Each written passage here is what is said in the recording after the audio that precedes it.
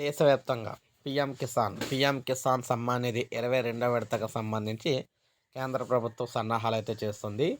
So, దేశవ్యాప్తంగా ఉన్న రైతాంగాన్ని అందరికీ కూడా కేంద్ర ప్రభుత్వం పీఎం కిసాన్ పథకంలో భాగంగా ప్రతి ఏటా 3 విడతల్లో రూ.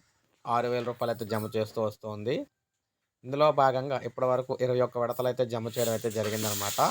ఇప్పుడు 22వ విడతకు సంబంధించి రాష్ట్ర ప్రభుత్వానికి రాష్ట్రాలకు సంబంధించి అంటే రాష్ట్రాల వారీగా రైతులకు సంబంధించి అర్హుల జాబితా సిద్ధమవడం అయితే జరిగింది.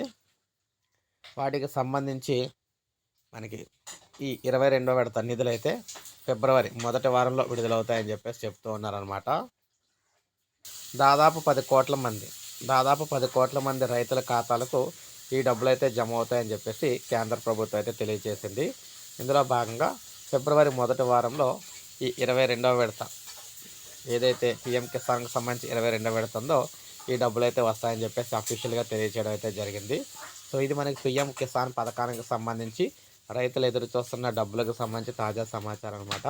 ఇలాగే తాజా సమాచారం అందిస్తూ ఉంటాను. ఒక లైక్ చేయండి, సబ్స్క్రైబ్ చేసుకోకపోతే మన ఛానల్ సబ్స్క్రైబ్ చేసుకొని